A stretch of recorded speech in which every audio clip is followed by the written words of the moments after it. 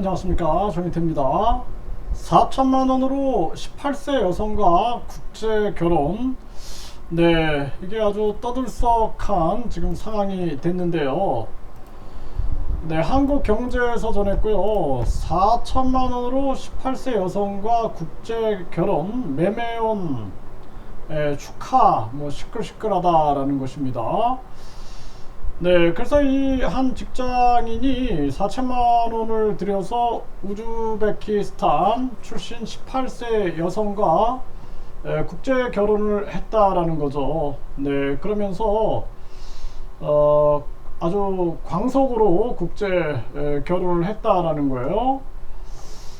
아내는 이제 18세고 이 남성은 38살, 20살 차이가 나는 거죠.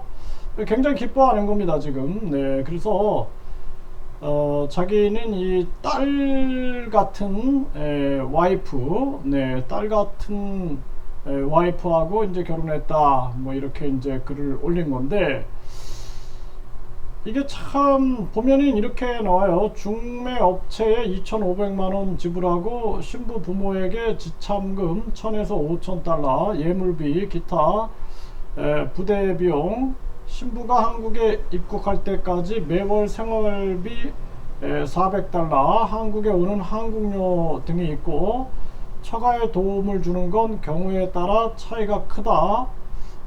본인은 지참금 5,000달러를 주는 대신 처가에 도움을 주지 않기로 했다. 네, 종합적으로 3,500에서 4천만 원이 들었다, 이렇게 얘기를 하고 있는 것입니다. 우리나라가 전에 그 농촌 총각 장가 보내기 이런 거 많이 했죠.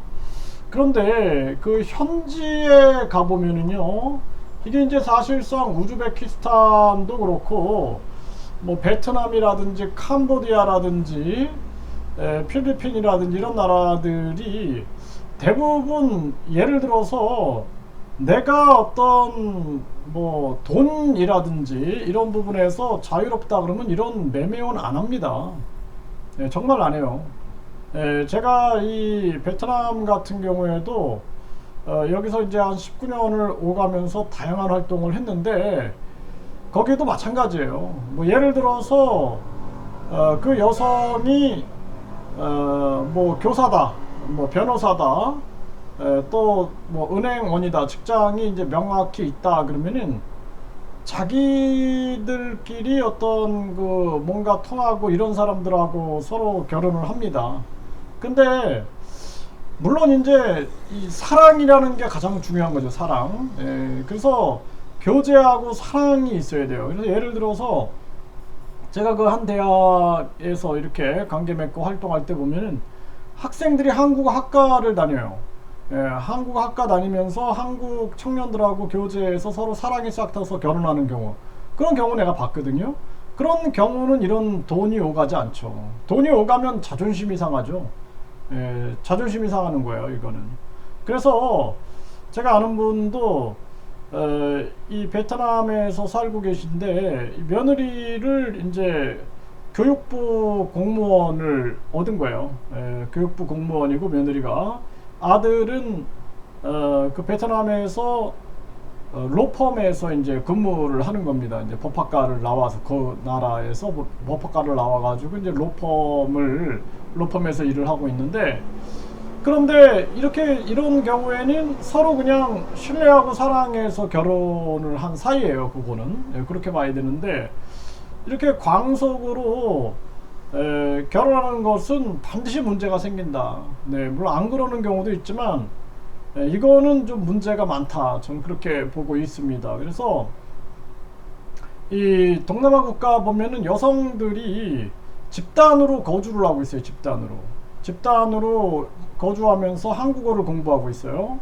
그래가지고 여기도 나온 것처럼 한국 남편이 400달러를 보내줬다 그랬잖아요. 이렇게 돈을 보내주고 한국어 공부하면서 거기서 준비하고 있는 거예요. 그런 사람들이 굉장히 많습니다. 저도 특강을 요청받아가지고 갔더니 이분들이 기숙사 같은 데서 다 생활하면서 한국어를 이렇게 공부하고 있는 거예요. 한국 문화를 공부하고 있는 건데, 근데 그게 사실상 교제를 한 게 아니라 이렇게 매매, 그러니까 중개업체를 통해서 매매혼을 하게 되는 거죠.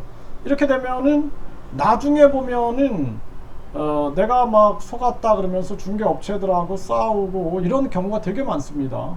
네, 굉장히 많아요. 그래서 지금 여성가족부에서 국제결혼 국가별 중개 수수료 실태 파악에 나선다 이렇게 나오고 있는데, 중개 수수료 문제가 아니라 이거 자체가 문제가 있는 거예요. 이거는 나중에 이혼할 확률이 굉장히 높고, 또 비자만 받고 나서 이게 각종 문제, 뭐 가정 폭력이라든지 이런 문제로 인해서 이혼해 갖고 위자료 소송하고 막 이럴 확률이 굉장히 높아요.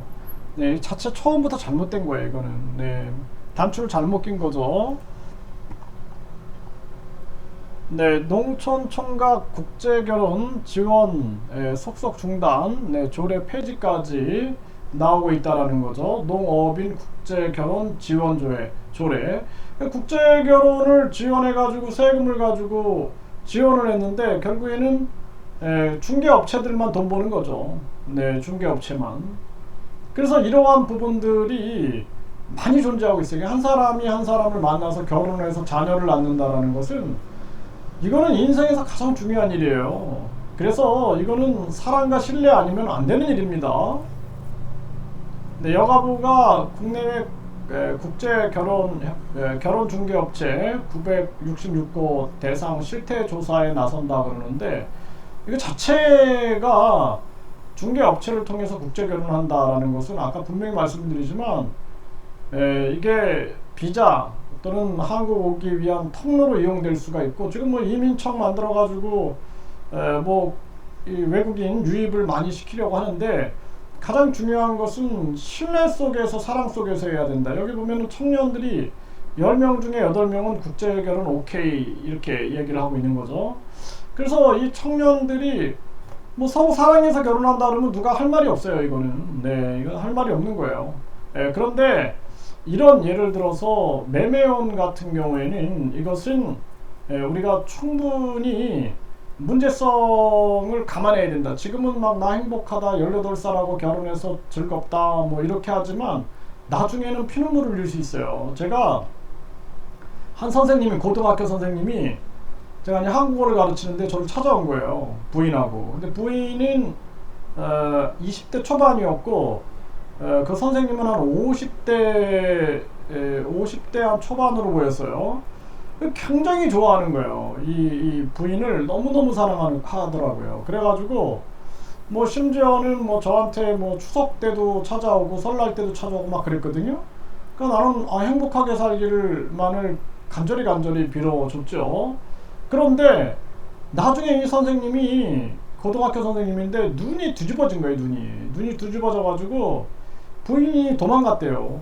그래가지고 그냥 눈이 뒤집어져 가지고 그냥 막 정신을 잃어가지고 계속 베트남에 들어가서 부인 찾으러 다니고 막 한국 여기저기 다니면서 부인 찾으러 다니고 막 이러고 있는 거예요.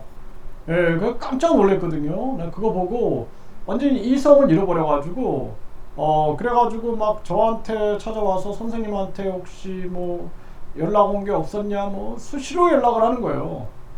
그래서 무섭다라는 생각까지 들었거든요. 네, 그래서 이거는 굉장히 위험할 수 있어요. 인권위는 국제결혼 절차 완화를 권고하고 있는데, 이거 탁상행정을 하면 안 된다니까요. 탁상행정은 안 되는 거예요. 그러니까 예를 들어서 의도적으로 가짜 결혼을 하는 사람들도 많다라는 걸 알아야 된다라는 거예요. 이런 걸 모르니까 뭐 이민청 만들고 막 국제결혼 막 하고 그러면은 뭐 좋아질 것처럼 생각을 하는데, 사실상은 위험하다는 거예요. 여기 보면 탐사보도 세븐에서 한국 남성들 울리는 국제 결혼 사기의 실태, 이거 보면은 13일 만에 사라진 베트남 아내 이런 얘기 나오죠.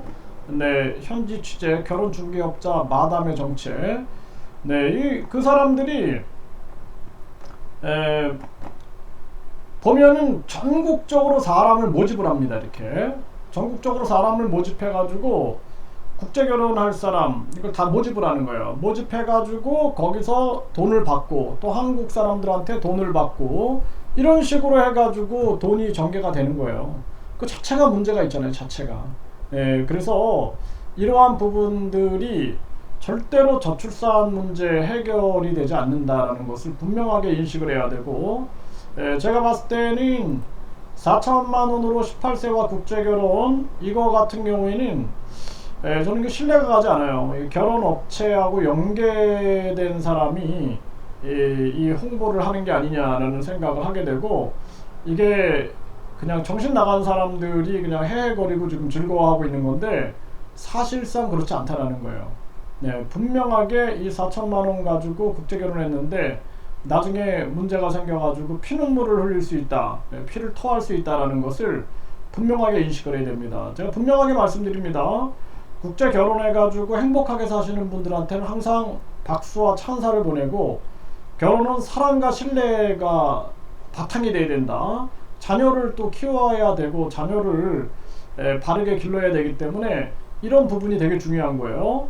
그런데 이거를 찬사한다라는 것 자체가 저는 이거는 피를 토할 일이다. 저는 그렇게 생각을 하고요. 이런 문제가 저출산 문제 해결되지 못한다. 그리고 공무원들은 탁상행정을 해서는 안 된다. 현실을 직시해야 된다는 거예요.